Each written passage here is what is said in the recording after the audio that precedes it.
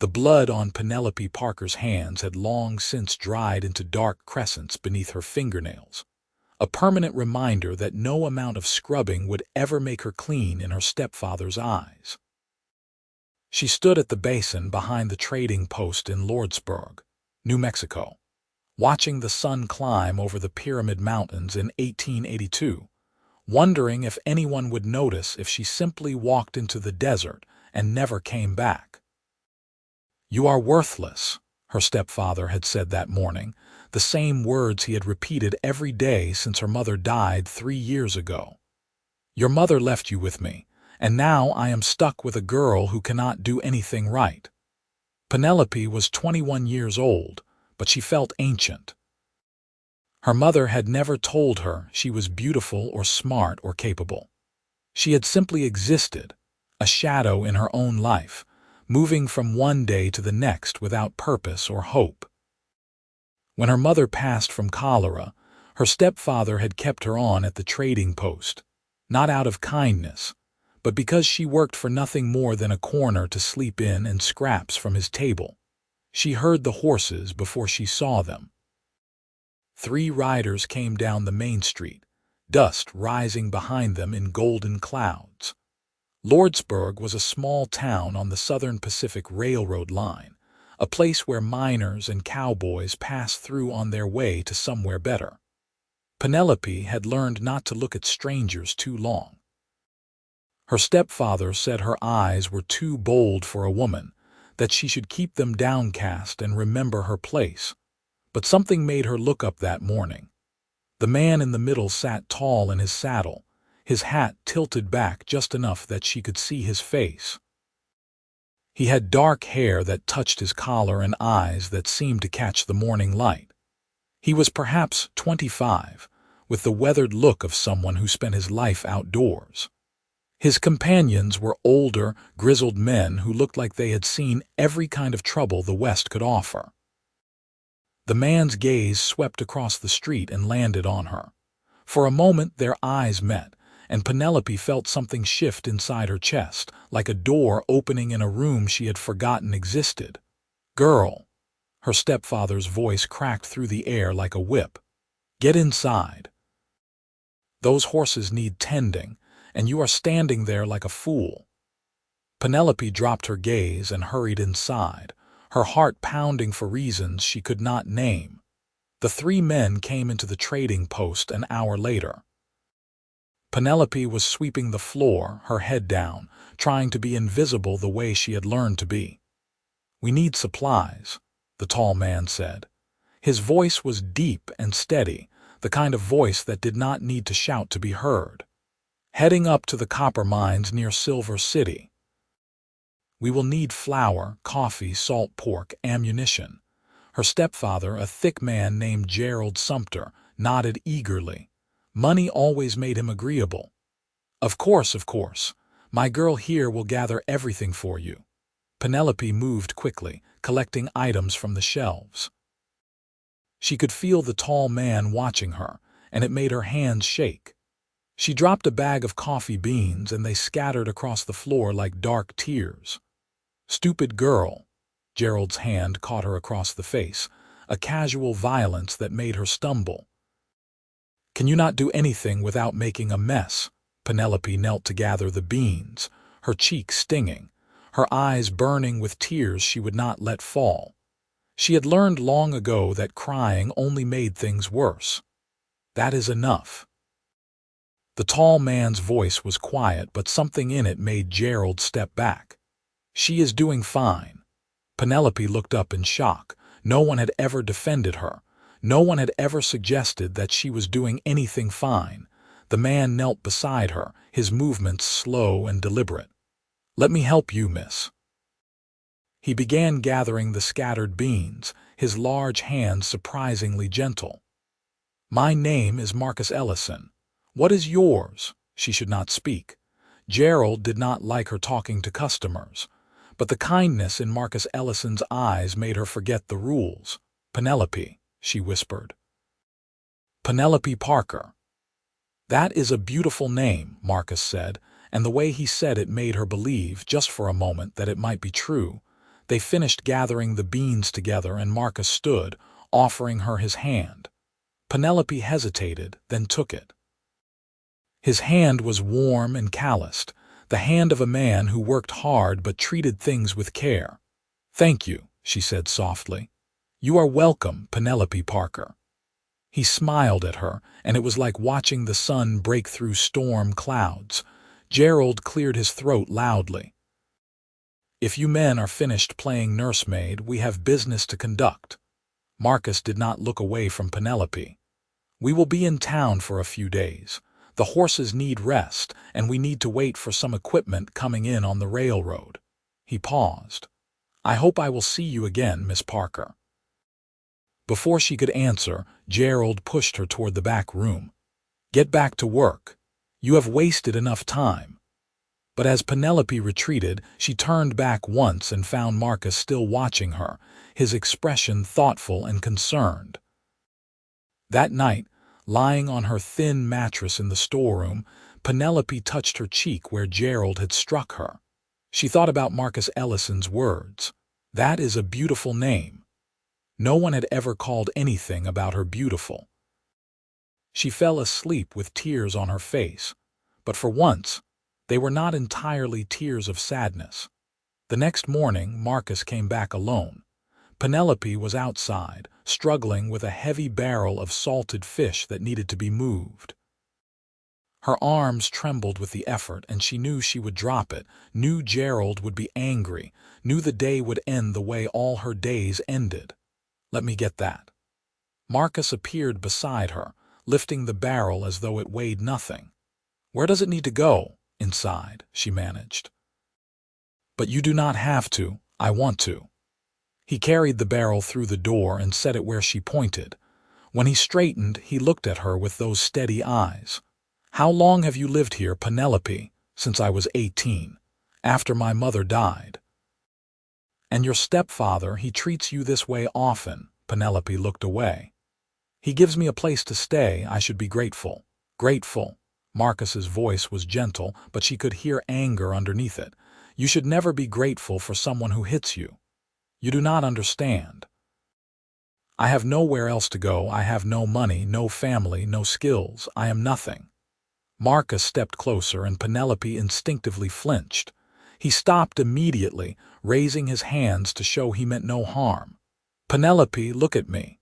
She forced herself to meet his gaze. "You are not nothing," he said, and his voice was fierce with conviction. "You are worth more than you know. You are smart and kind and hardworking. I can see that. Anyone with eyes can see that." Penelope felt her throat close with emotion. "You do not know me. Then let me know you. I will be in Lordsburg for at least a week. Have dinner with me tonight. There is a restaurant near the hotel. Nothing fancy, but the food is decent." "I cannot. Gerald would never." "I am not asking Gerald. I am asking you." Marcus waited, patient and steady as stone. "What do you want, Penelope?" What did she want? The question was so foreign she almost could not comprehend it. No one had ever asked her what she wanted. "I want to have dinner with you," she whispered, surprised by her own boldness. Marcus smiled, and it transformed his entire face. "Then I will see you at 7 o'clock. I will wait outside and we will walk together." After he left, Penelope stood in the trading post, her heart racing. She had agreed to have dinner with a man she barely knew. Gerald would be furious if he found out. But something inside her had awakened, something that had been sleeping for so long she had forgotten it existed. Hope. Gerald left that evening to play cards at the saloon, a ritual he observed every Thursday. Penelope washed her face and hands, brushed her long brown hair, and put on her only decent dress, a faded blue cotton that had belonged to her mother. She slipped out of the trading post just before 7 and found Marcus waiting in the shadow of the building, as promised. "You came," he said, and she could hear the relief in his voice. "I said I would. I was afraid you might change your mind." He offered his arm, and after a moment's hesitation, she took it.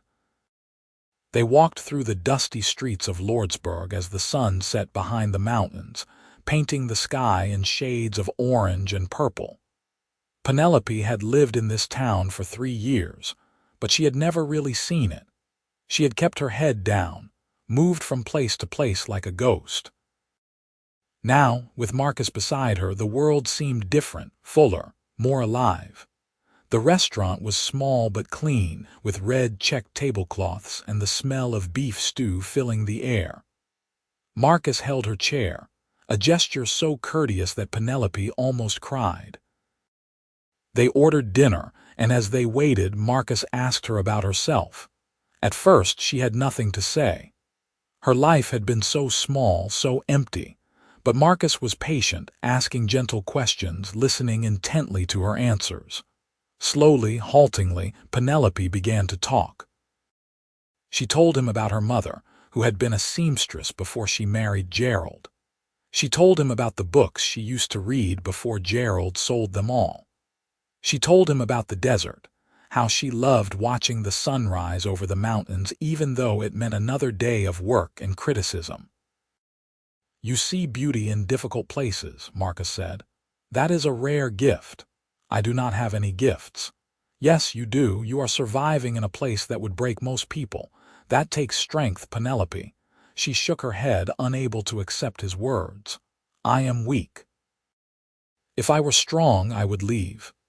"Where would you go?" "I do not know. Anywhere, nowhere." She looked down at her hands. "I have no money. I cannot read or write well enough to be a teacher. I cannot afford fabric to be a seamstress. I am trapped." Marcus reached across the table and covered her hand with his. The touch was warm and solid, anchoring her to the moment. "You are not trapped. There are always choices, even when we cannot see them." "What choices do I have?" "You could come with me." Penelope's eyes widened. "What?" Marcus leaned forward, his expression earnest. "I know this is sudden. I know we just met. But I see you, Penelope. I see who you really are underneath all the pain and doubt.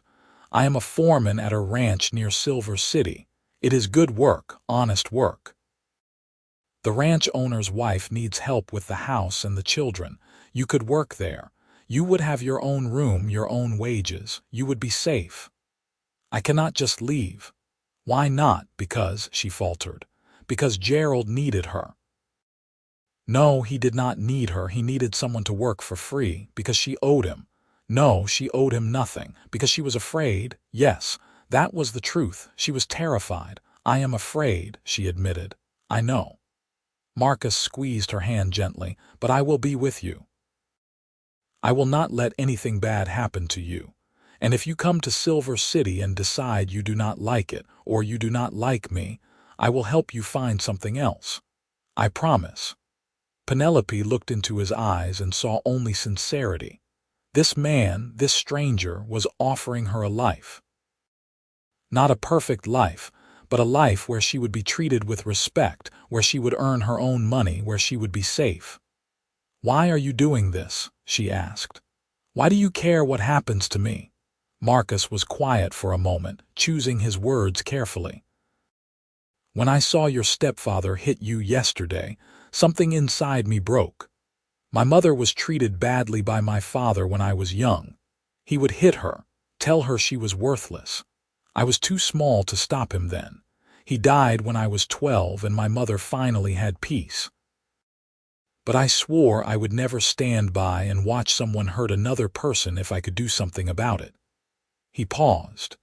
"And if I am being completely honest, I think you are remarkable, Penelope Parker.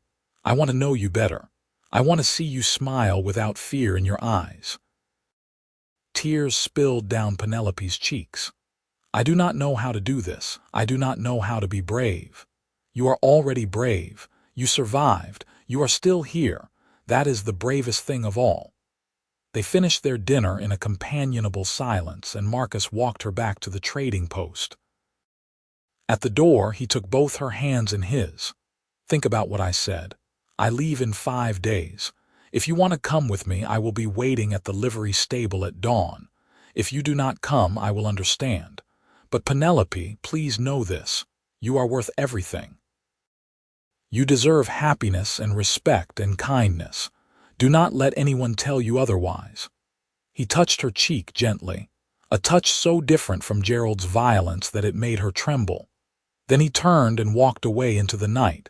Penelope slipped back into the trading post, her mind spinning. Could she really do this? Could she leave everything she knew, even if everything she knew was painful? The next 3 days were torture. Marcus came to the trading post each morning, ostensibly to buy supplies, but really to see her. He would find small ways to talk to her, to tell her things that made her heart ache with longing. "You have beautiful eyes," he told her the second day. "Like the creek near my ranch, brown and gold in the sunlight." "You are good with numbers," he said the third day after watching her tally accounts. "You could keep books for the ranch if you wanted."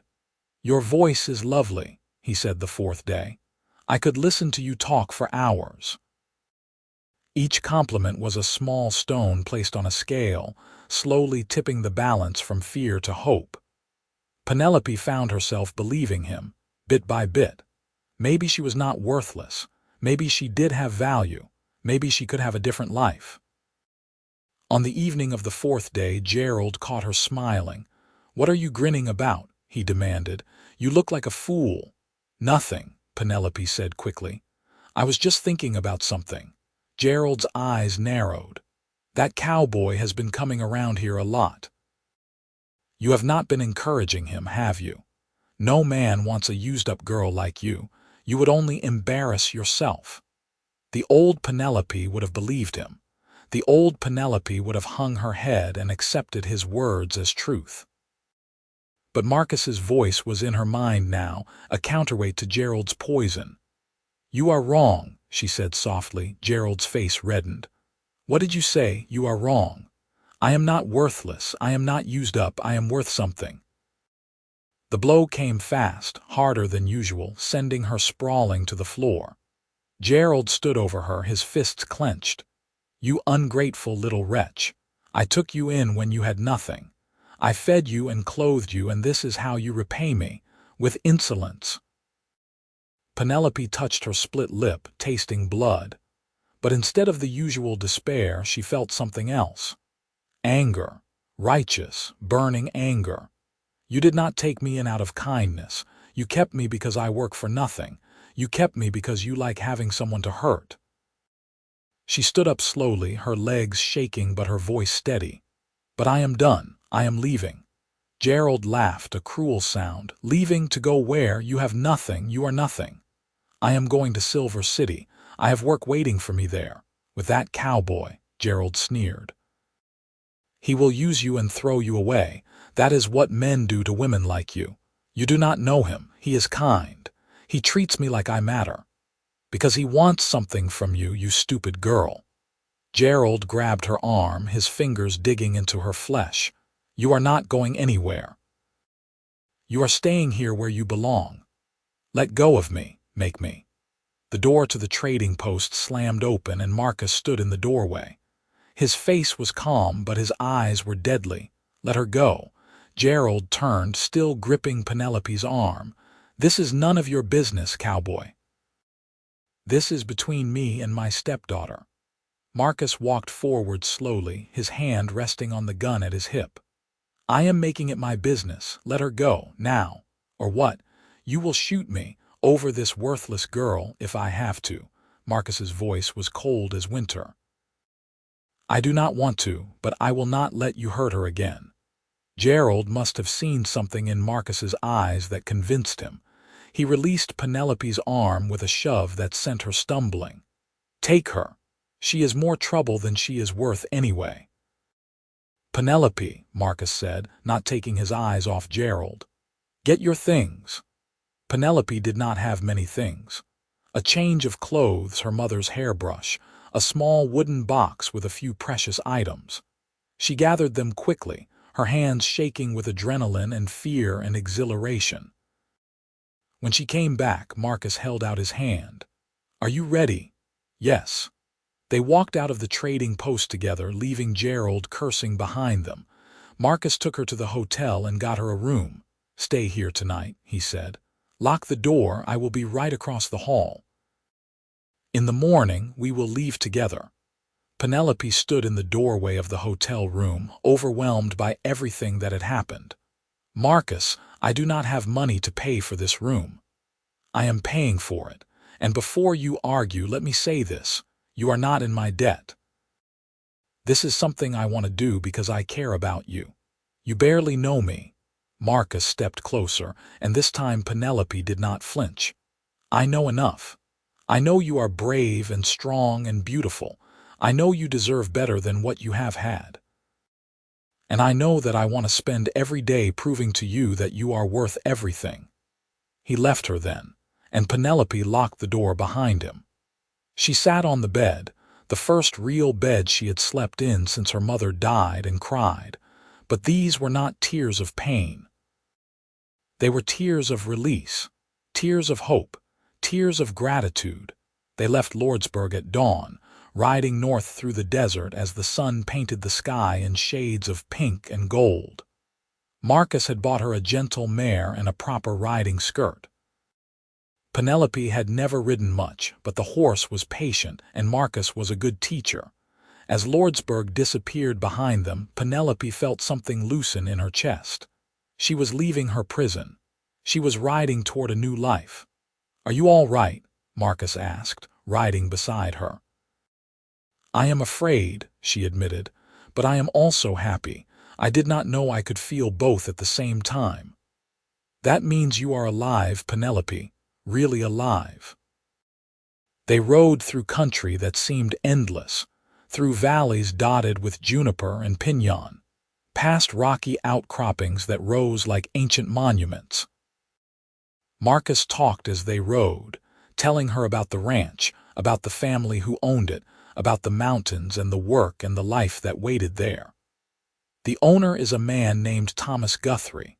He came out from St. Louis 20 years ago with nothing but determination. His wife, Sarah, is a good woman. She is fair and kind. Their children are mostly grown now, but they still need help with the house. Sarah has been looking for someone she can trust. What if she does not like me? She will love you." Marcus smiled at her. "How could she not?" They stopped at midday to rest the horses and eat the food Marcus had packed. They sat in the shade of a cottonwood tree near a small creek, and Penelope felt peace settle over her like a blanket. "Can I ask you something?" she said. "Anything. Why did you come to the trading post that first day? What brought you to Lordsburg?" "We were supposed to pick up mining equipment from the railroad. It was delayed, which is why we stayed in town longer than planned." He paused. "I do not believe in fate exactly. But I am grateful for that delay. If the equipment had been on time, I never would have met you. Do you really think I am beautiful?" The question came out small and uncertain. Marcus set down his food and turned to face her fully. "Penelope, you are the most beautiful woman I have ever seen. Not just your face, though you are lovely, but your spirit, your heart, the way you keep going even when everything is hard. That is real beauty. My stepfather always said, your stepfather was wrong about everything. He was a small, cruel man who hurt you because it made him feel powerful. But he had no power over the truth, and the truth is that you are extraordinary." Penelope felt tears prick her eyes again. "You keep saying these things, and I want to believe you, but I do not know how. Then let me say them every day until you do believe.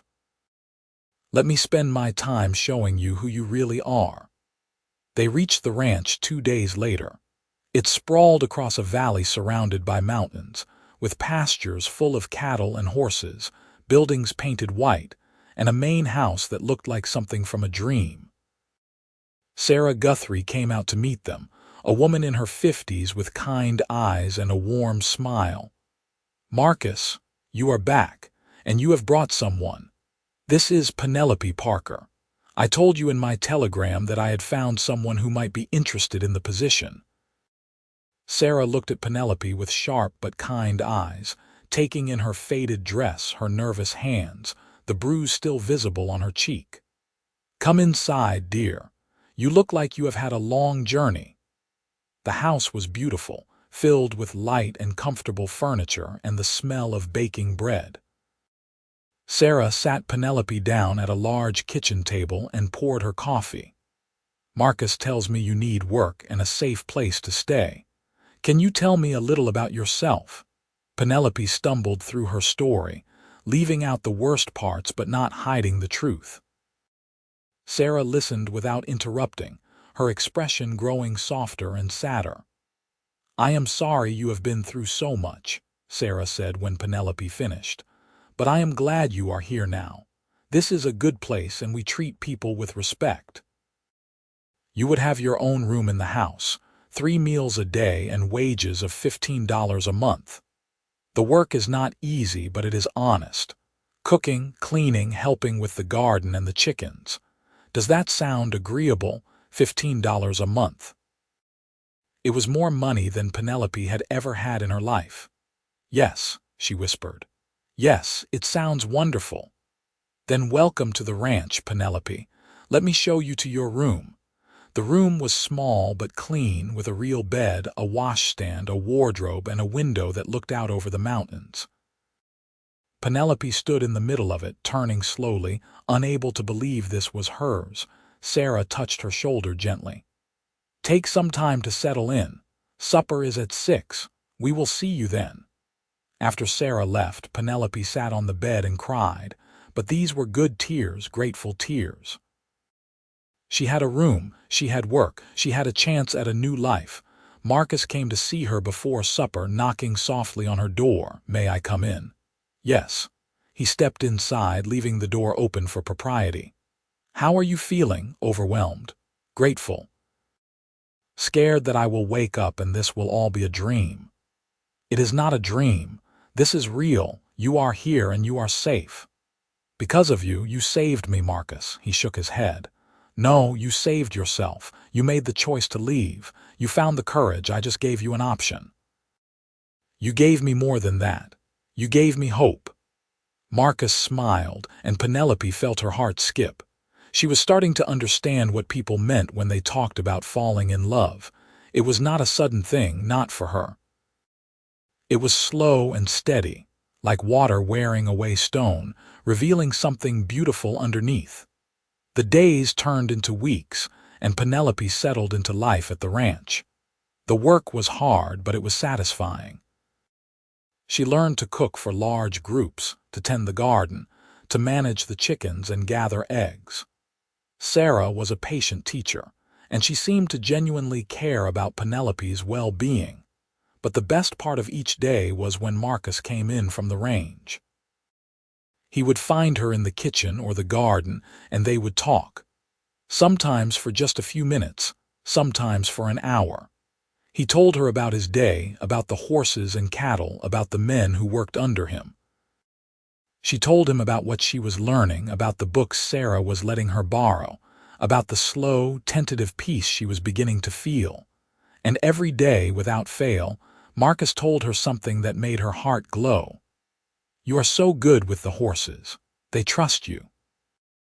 That pie you made was the best thing I ever tasted. You look beautiful in the sunlight. It turns your hair to gold. You are smart, Penelope. Do not ever let anyone tell you differently. Your laugh is my favorite sound in the world." At first, Penelope deflected his compliments, unable to accept them. But Marcus was persistent, patient, and utterly sincere. Slowly, gradually, she began to believe him. She would catch sight of herself in the mirror and think, "Maybe I am pretty." She would finish a difficult task and think, "I did that well."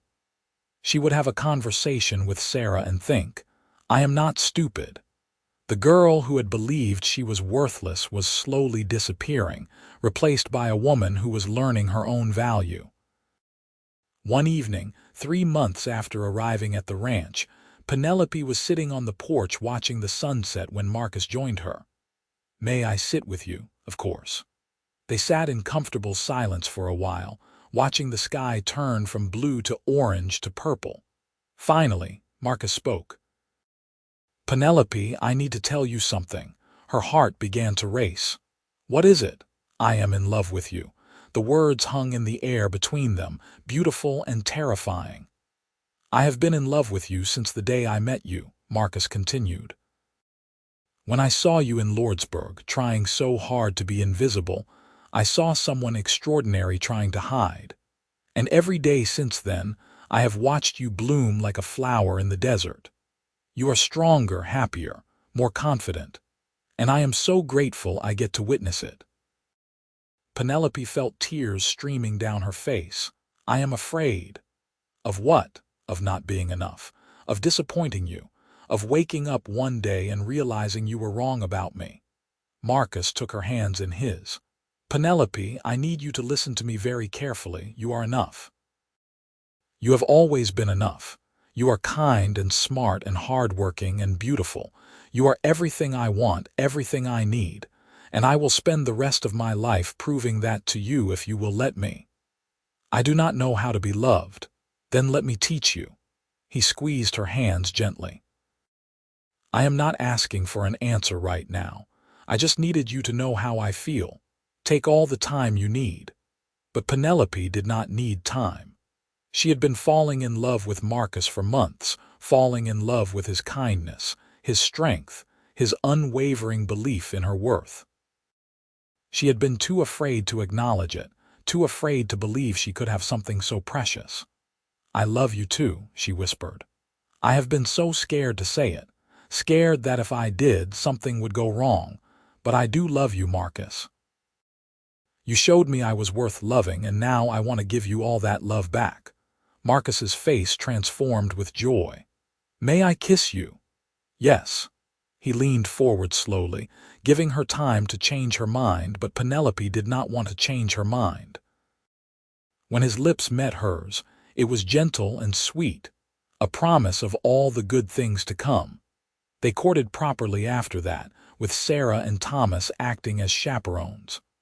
Marcus took Penelope riding through the mountains, showed her the hidden valleys and crystal streams.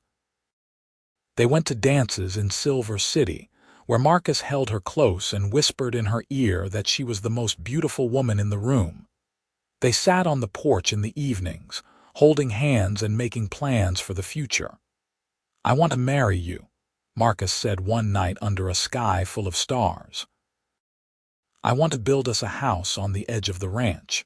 I want to wake up every morning and see your face. I want to have children with you and grow old with you. Will you marry me, Penelope Parker? Penelope looked at this man who had changed her life, who had shown her that she was worth something, who had loved her until she learned to love herself. Yes, she said. Yes, I will marry you. They were married in the spring of 1883 in the ranch house with Sarah and Thomas, and the ranch hands as witnesses.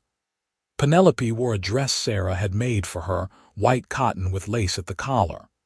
Marcus wore his best suit, and when he saw her walking toward him, his eyes filled with tears. You are so beautiful, he whispered as she took his place beside him. I am starting to believe you, she whispered back, and they both smiled. The preacher from Silver City performed the ceremony, and when he said, "You may kiss your bride," Marcus took Penelope in his arms and kissed her like she was the most precious thing in the world, because to him, she was. Marcus built them a house on a rise overlooking the valley, a sturdy house with a bedroom and a kitchen and a front porch where they could sit and watch the sunsets. Penelope filled it with things she made herself, curtains and quilts and rugs, turning it into a home. She continued to work with Sarah, learning everything the older woman could teach her. Marcus worked the ranch, managing the men and the cattle with a fair hand and a steady temperament. In the evenings, they would return to their little house and share the details of their day. "Tell me something good," Penelope would say, a ritual they had started. "You," Marcus would reply. "You are the good thing in my life." And every day, true to his word, Marcus found new ways to tell Penelope she was worth something.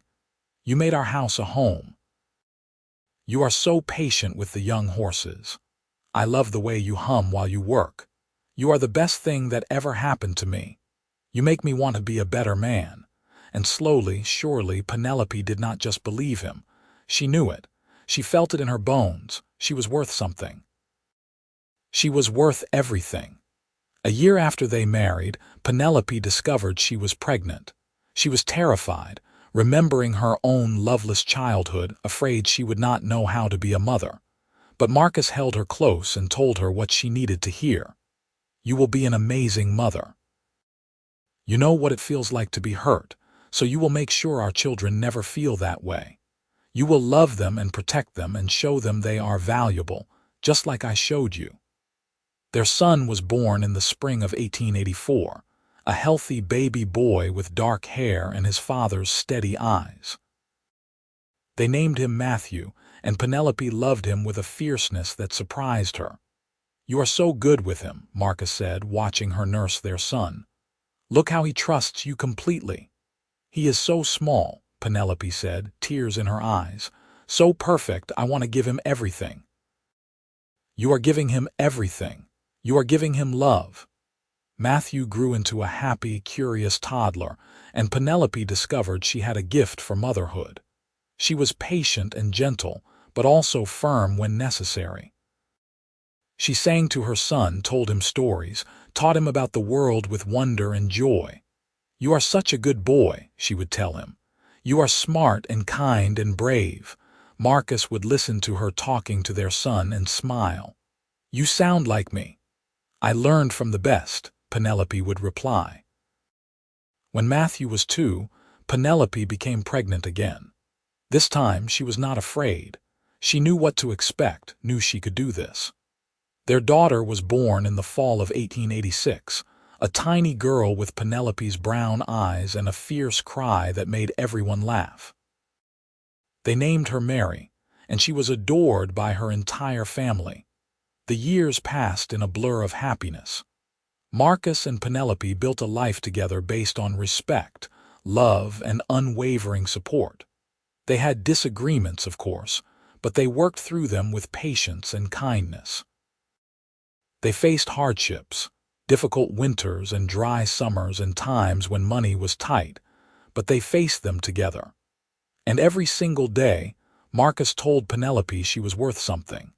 Even after 10 years of marriage, even after she had long since learned her own value, Marcus never stopped.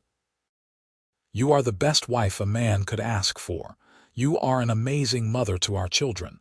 You get more beautiful every year. I love you more today than I did yesterday. You are my everything." And Penelope, who had once believed she was nothing, who had been told every day of her young life that she was worthless, now knew the truth. She was valuable. She was loved. She was cherished. One evening in the summer of 1892, when Matthew was 8 and Mary was almost 6, the family sat on their porch watching the sunset. The children were playing in the yard, their laughter ringing through the warm air. Marcus had his arm around Penelope, holding her close. "Do you remember the first time I saw you?" he asked, in Lordsburg. "I was washing dishes behind the trading post. You looked so sad, so lost. I wanted to fix everything for you right then."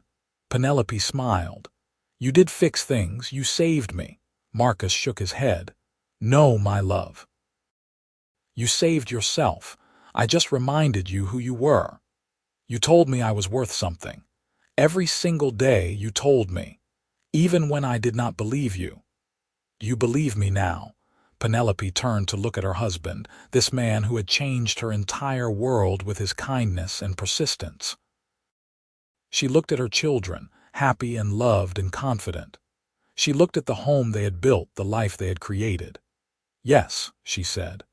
"I believe you. I know my worth now. And it is because you never stopped telling me, never stopped showing me until I could finally see it for myself." Marcus kissed her forehead. "You were always worth everything, Penelope. Always." As the sun set over the mountains, painting the sky in brilliant shades of gold and crimson, Penelope Parker Ellison felt a peace so deep it seemed to fill every part of her being. She had traveled so far from that broken girl in Lordsburg, who believed she was nothing. She had crossed a desert of pain and fear and doubt, guided by a cowboy who saw her true value even when she could not. And now, surrounded by love and laughter and the beauty of the wild country she had come to call home, Penelope knew the most important truth of all: she was worth everything. She always had been. The children ran up to the porch, begging for a story before bed. Matthew and Mary climbed onto their parents' laps, their small bodies warm and solid. Marcus looked at Penelope over their children's heads, his eyes full of love and pride. "Tell us about when you met Papa," Mary begged. "That is my favorite story." Penelope smiled. "Well, my darlings, it begins in a small town called Lordsburg, on a morning when I thought my life would never change. But then a cowboy rode into town, and everything became different." "Because he saved you," Matthew said confidently. "Because he reminded me of something very important," Penelope corrected gently. "He reminded me that I was worth saving, that I was strong and brave and valuable." "And beautiful," Marcus added. "Do not forget beautiful," Penelope laughed, a sound of pure joy. "Yes, and beautiful. Though it took me a very long time to believe that." "Do you believe it now, Mama?" Mary asked. Penelope looked at her daughter, this precious child who would never doubt her own worth because she was being raised with love and affirmation. "Yes, sweet girl, I believe it now. Papa told me every day until I did." "That is because Papa is smart," Matthew said seriously. "He knows true things." Marcus chuckled. "I do know one true thing. I am the luckiest man in the world because I have you three." They sat together on the porch as the stars began to appear, a family bound by love and strengthened by the truth that every person has value. Penelope's journey from that broken girl to this confident woman had been long and difficult, but it had been worth every step. Because she had learned the most important lesson of all: she was worth everything. And she would spend the rest of her life making sure her children, and anyone else who needed to hear it, knew their worth too. Years continued to pass in their small corner of New Mexico. Matthew grew into a strong young man who treated everyone with the same respect and kindness his father had shown his mother. Mary became a spirited young woman who never doubted her own value because her parents had told her every day that she was precious. When Thomas and Sarah Guthrie grew too old to run the ranch, they offered to sell it to Marcus and Penelope. With their savings and a fair price from the Guthries, the Ellisons became ranch owners themselves. Penelope, who had once been told she could do nothing right, proved to be an excellent manager. She kept the books, managed supplies, and treated the ranch hands with fairness and dignity. "Remember when you told me I was good with numbers?" she asked Marcus one day as they reviewed the ranch accounts. "I do. I was right, was I not?" "You were right about a lot of things." Marcus set down his pen and took her hand. They were both older now, with lines on their faces and gray in their hair, but the love between them had only deepened with time. "I was right about the most important thing," he said. "I was right that you were worth everything, worth fighting for, worth believing in, worth loving." Penelope squeezed his hand. "Do you know what the greatest gift you gave me was?" "What?" "You taught me to see myself the way you saw me, and once I learned that, I could never go back to believing I was worthless. You gave me myself, Marcus. You gave me permission to take up space in the world, to matter, to count. You always mattered, my love. Always." They ran the ranch together for many years, building it into one of the most successful operations in the territory. They hired people who had been overlooked or underestimated, just as Penelope had been, and gave them chances to prove themselves. The ranch became known not just for its cattle and horses, but for the way it treated its people with dignity and respect.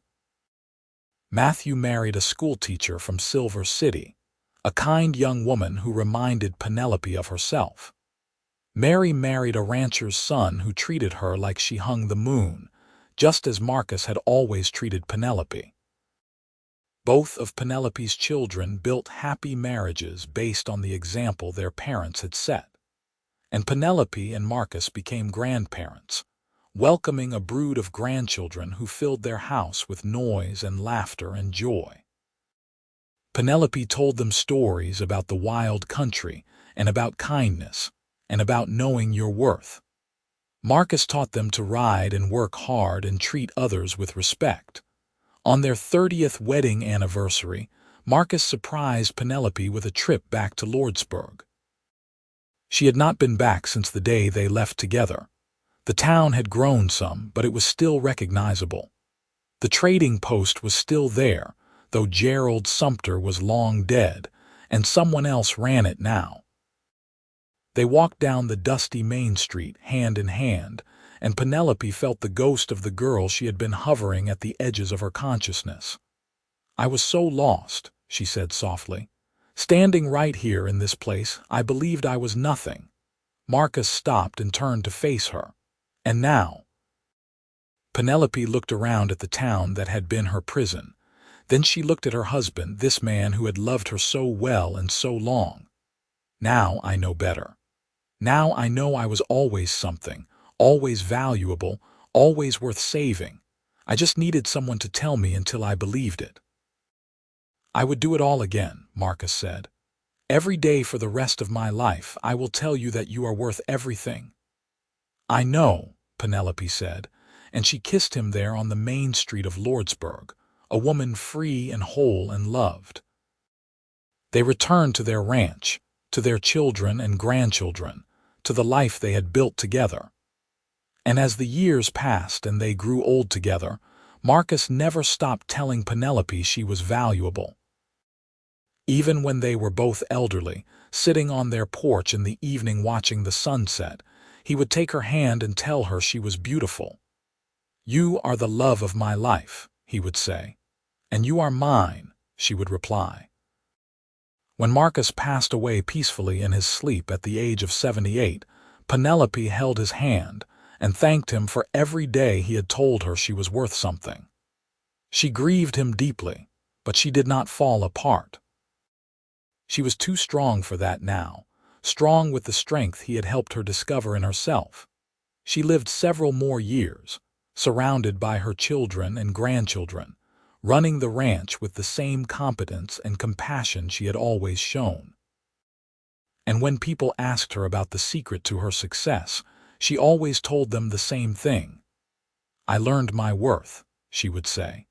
"Someone very wise told me every day that I was valuable, and eventually I believed him. Once you know your worth, everything else falls into place."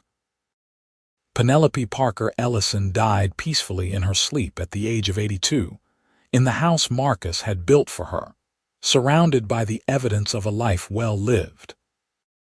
Her children and grandchildren mourned her, but they also celebrated her, this woman who had overcome so much and built so much and loved so deeply. And when they told stories about her in the years that followed, they always started the same way. She had never been told she was worth anything until a cowboy told her every day until she believed. And then they would smile because they knew the truth. Penelope had been worth everything all along. She had just needed someone patient and kind enough to help her see it. And once she saw it, she had lived the rest of her life knowing it, embodying it, and passing that knowledge on to everyone lucky enough to know her.